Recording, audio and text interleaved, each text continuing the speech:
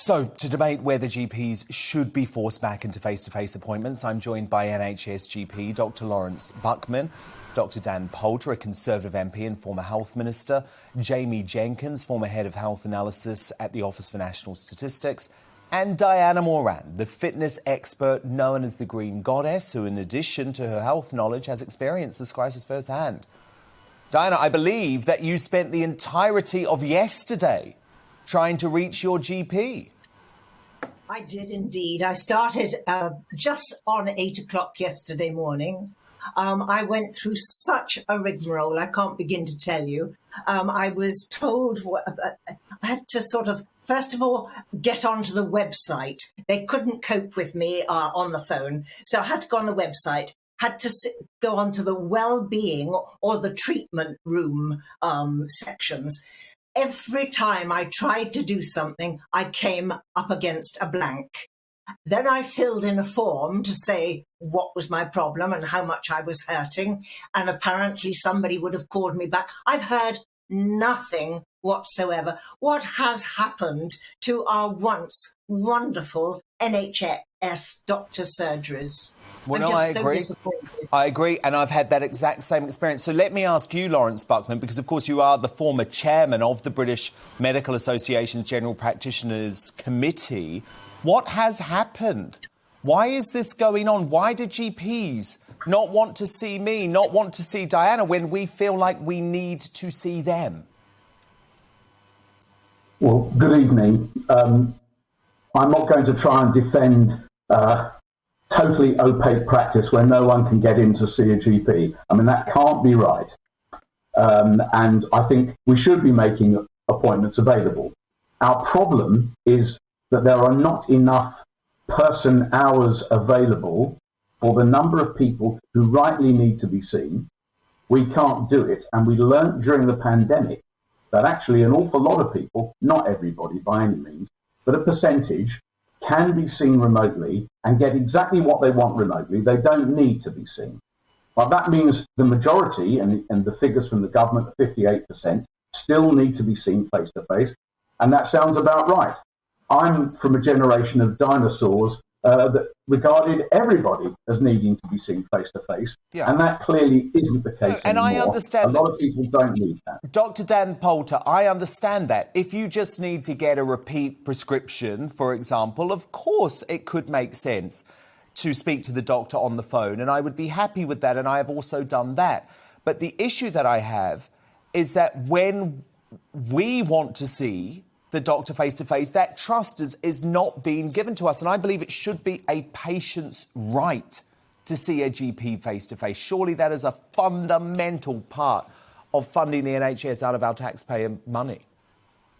Well, look, I'm a psychiatrist and a hospital doctor. I work in hospitals. I've been seeing patients throughout the pandemic face-to-face. And I agree with what you just heard, that for me, an essential part of good medical practice is very often to see patients face-to-face. You can't examine a patient over the phone. You can't examine a patient down a video link. It's right that, yes, we use technology to help people perhaps with the issues like repeat prescriptions. Maybe a check-in for somebody with a chronic or long-term condition might be appropriate on the phone, or for more routine stuff. But actually, a lot of people do need to be seen face-to-face. And we need to, and I think what the pandemic has also exposed is the sort of the variability in some GP practices. I mean, GPs, I know, work incredibly hard, and they, regardless of some of the adverse headlines the last few days, I know GPs work hard, but there is variability amongst practices, and we've seen that probably exposed even more during this pandemic.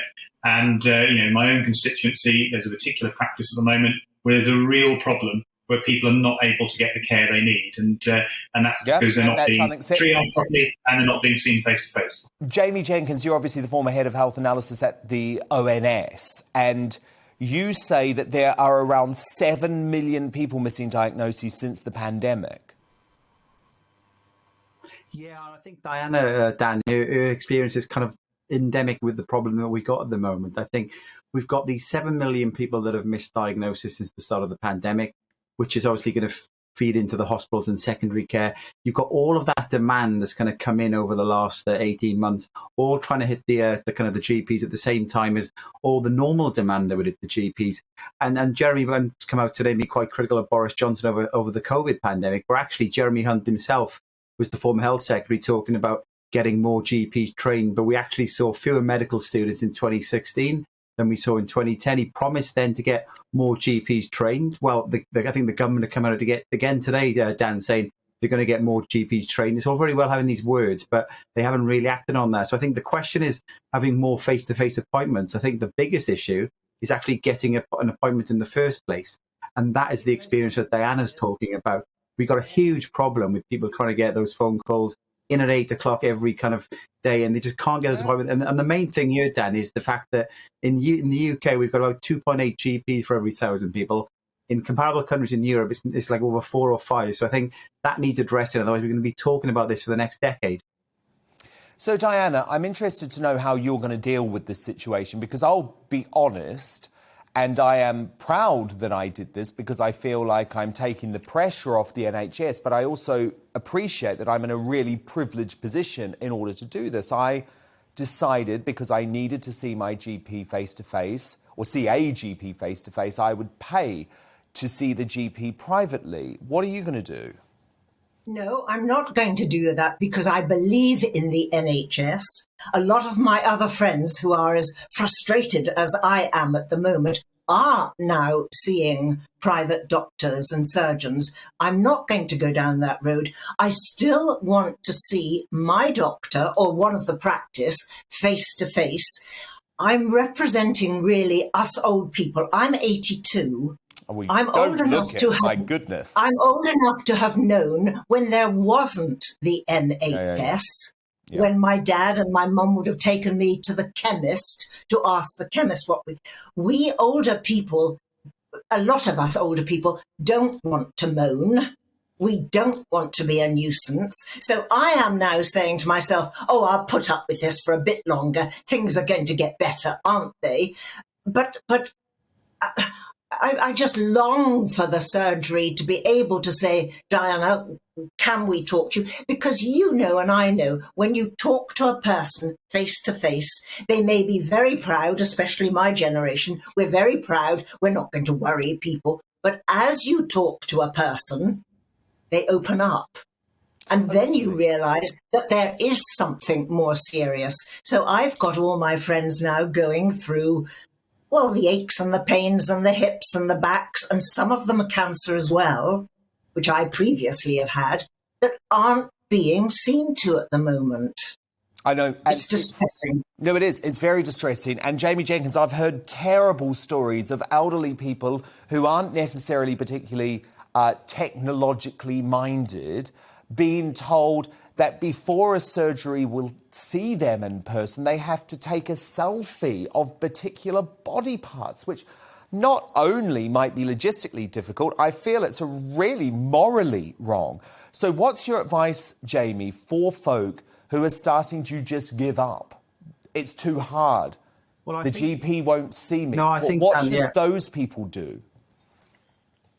Yeah, no, I think that, it's important. We've got huge amounts of people out there who've got misdiagnosis over the last kind of 12 months. And we're starting to see, actually, sadly, in the death certificate data that we've got every single week from the ONS, more deaths above average for non-COVID than what you'd expect for the time of year. So it's quite clear that this kind of pandemic of COVID that we've seen has had a devastating effect, but we're starting to see the impact of these kind of misdiagnoses. I would just encourage people to go forward. We've even seen Boots Dan coming out offering £15 appointments they're planning on doing, and I think Diana's talked about not trying to go private. But it may help ease some of the burden, but I think you've got to try. I'm all for what Boots are doing. I think it's great if the private sector can take a little bit of the heat for people who can afford it, but I also completely understand why Diana has the view that she does. Final word to you, Dr. Dan Poulter. How do you think folk should be dealing with this so that actually they're not letting potentially really serious health issues go unchecked?